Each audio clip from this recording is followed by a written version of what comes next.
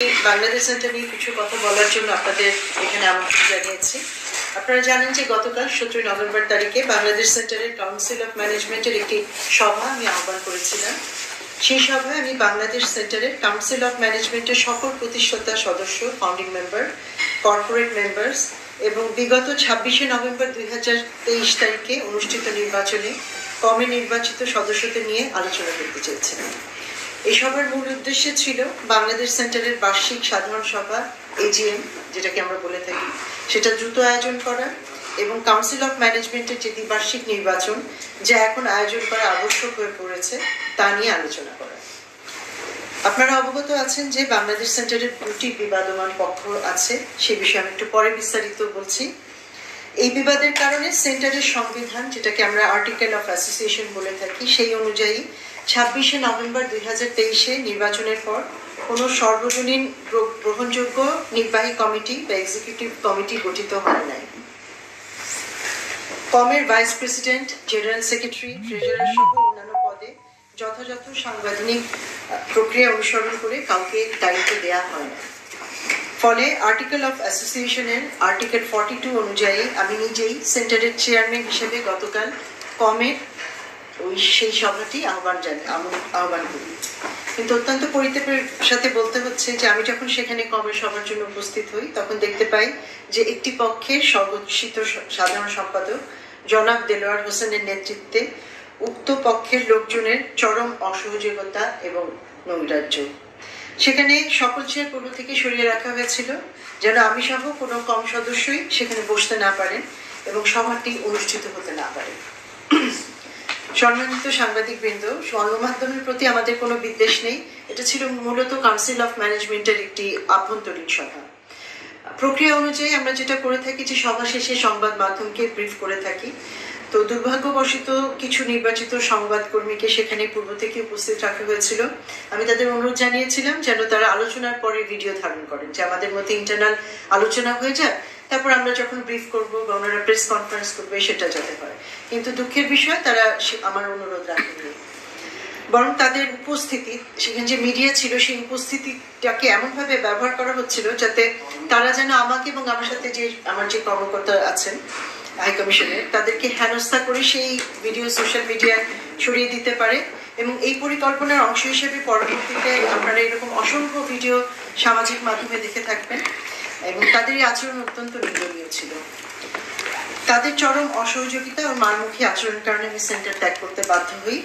গাড়িতে ওঠার সময়ও তারা আমার সাথে এবং হাই কমিশনের অন্যান্য কর্মকর্তার সাথে অত্যন্ত ন্যাক্কারজনক এবং আক্রমণাত্মক আচরণ করেন।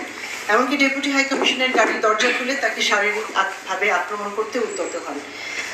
সেখানে একজন নারী কাউন্সিলর উপস্থিত ছিলেন এবং এটার ভিডিও ফুটেজ আপনারা দেখবেন, পাবেন, কিন্তু ওনারাই পোস্ট করেছেন।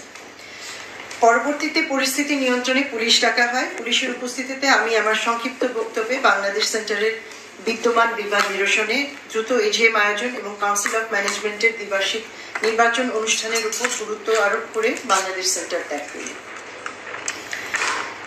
এখন বাংলাদেশ সেন্টারের যে বিদ্যমান বিরোধ সেটা সম্পর্কে আমি কিছু বলবো। আমি এই বিষয়ে আপনাদের সামনে কিছু তথ্য তুলে ধরতে চাই। বিগত 26 নভেম্বর 2023 তারিখে নির্বাচন অনুষ্ঠিত হওয়ার পর থেকে আমরা সেন্টারের সংবিধান বা আর্টিকেল অফ অ্যাসোসিয়েশনের অমান্য করার ধারাবাহিক প্রবণতা দেখতে পাচ্ছি। সংবিধান অনুযায়ী সেন্টারের চেয়ারম্যানের সভাপতিত্বে কাউন্সিল অফ ম্যানেজমেন্ট একটি সভা আহ্বানের মাধ্যমে কমের ভাইস প্রেসিডেন্ট এবং জেনারেল সেক্রেটারি সহ বিভিন্ন পদে মনোনয়ন দেয়া এবং নতুন নির্বাহী কমিটি বা ইসি আনুষ্ঠানিকভাবে গঠিত হওয়ার কথা ছিল। কিন্তু chairman, founding member, corporate founding members এবং নির্বাচনে অংশগ্রহণকারী অপর প্যানেলের বিজয়ী সদস্যদের অনুপস্থিতিতে জনাব দেলোয়ার হোসেন শুধু তার পক্ষের লোকজনের উপস্থিতিতে নির্বাচনের রাতেই নিজেকে জেনারেল সেক্রেটারি হিসেবে ঘোষণা করেন, যা আর্টিকেল অফ অ্যাসোসিয়েশনের পরিপন্থী। পরবর্তীতে কমের অন্যান্য পদগুলির পাশাপাশি এক্সিকিউটিভ কমিটিতেও যথাযথ কাউন্সিল অফ ম্যানেজমেন্টের মিটিং ব্যতি রেখে এবং চেয়ারের অজ্ঞাতে জনাব দেলোয়ার হোসেন ও তার প্যানেল নিজেদের মতো করে নিজেদের লোকজনদেরকে নিয়োগ দেন। পরবর্তীতে অন্য প্যানেলও একই প্রক্রিয়া পৃথক এক্সিকিউটিভ কমিটি গঠন করে এবং কাউন্সিল অফ ম্যানেজমেন্টের বিভিন্ন পদে নিজেদের লোকজনকে নিয়োগ দেয়। এর ফলে কার্যত দুটি পৃথক নির্বাহী কমিটি বা ইসি এবং ম্যানেজমেন্ট কাউন্সিল অফ ম্যানেজমেন্ট গঠিত হয়, যা বাংলাদেশ সেন্টারের কার্যক্রম ও পরিচালনাকে বিপথে নিয়ে যায়।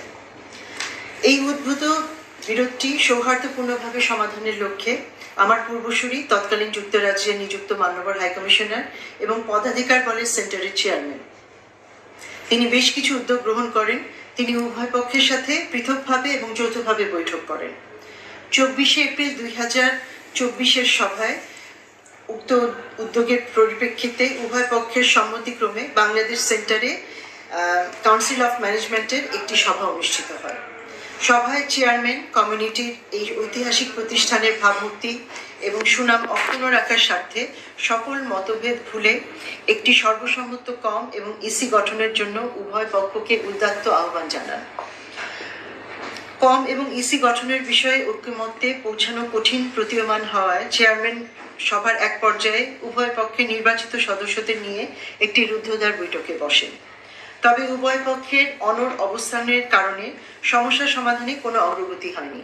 ফলস্বরূপ চেয়ার উভয় পক্ষকে ঐক্যমত্যের চেষ্টা চালিয়ে যাওয়ার আহ্বান জানিয়ে সভাটি স্থগিত করেন। 11 সেপ্টেম্বর 2024 আবার আলোচনা হয়। পরবর্তী কয়েক মাসে দৃশ্যমান কোনো অগ্রগতি না হয় হাইকমিশনের একটি ফলপ্রসূ সমাধানের জন্য 11 সেপ্টেম্বর 2024 তারিখে হাইকমিশনে উভয় পক্ষের মনোনীত সদস্যদের সাথে পুনরায় একটি বিশেষ আলোচনা সভা করেন। উক্ত সভায় বিবাদমান দুটি পক্ষ উভয় প্যানেলের সদস্যের সংমিশ্রণে কম এবং ইসি পুনর্গঠন করতে নীতিগতভাবে সম্মত হন। এছাড়া উভয় পক্ষই চেয়ারম্যান কর্তৃক 8 অক্টোবর 2024 তারিখে কমের একটি বিশেষ সভা আয়োজনের বিষয়ে সম্মতি জ্ঞাপন করেন। কিন্তু দুটি পক্ষের মধ্যে নতুন করে মতপার্থক্য তৈরি হওয়ার প্রস্তাবিত সভাটি আহ্বান করা যায়নি, যার ফলশ্রুতিতে বিদ্যমান বিরোধ নিষ্পত্তির ক্ষেত্রে আরো অনিশ্চয়তা দেখা যায় এবং এই অচলাবস্থা কিন্তু এখনো বিদ্যমান আছে। যুক্তরাজ্যে আগমনের পর আমিও উভয় পক্ষের সাথে পৃথকভাবে বৈঠক করি এবং তাদের বক্তব্য শুনি, কিন্তু অগ্রগতির কোনো লক্ষণ দেখতে পাইনি। এর মধ্যে যেহেতু কাউন্সিল অফ ম্যানেজমেন্ট নির্বাচনের 2 বছরের মেয়াদ আগামী 26 নভেম্বরের মধ্যে শেষ হতে চলেছে, তাই আমি গতকালের কাউন্সিল অফ ম্যানেজমেন্টের সভা আহ্বান করেছিলাম, যেখানে আমি দ্রুত সেন্টারের এজিএম আহ্বান এবং কাউন্সিল অফ ম্যানেজমেন্টের দ্বিপাক্ষিক নির্বাচন দ্রুত সম্পন্ন করে সর্বজন গ্রহণযোগ্য একটি কাউন্সিল অফ ম্যানেজমেন্ট এবং এক্সিকিউটিভ কমিটি গঠন করে দীর্ঘদিনের বিবাদ পিছনে ফেলে একটি নতুন ও কার্যকর বাংলাদেশ সেন্টার গঠনের স্বপ্ন দেখেছিলাম। দুঃখের বিষয় হলো, যারা এটি চান না তারাই গতকালের মিটিংটি পণ্ড করার জন্য তৎপর ছিলেন। এই পরিস্থিতিতে এবং যেহেতু কোনো অনির্বাচিত এবং সর্বগ্রহণযোগ্য কম নেই, আমি আবারও বলছি যে কোনো সর্বসম্মত কম নেই, তাই আমি সাংবিধানিক ক্ষমতা বলে গত 17 সেপ্টেম্বর এই জরুরি সভার আহ্বান করেছিলাম।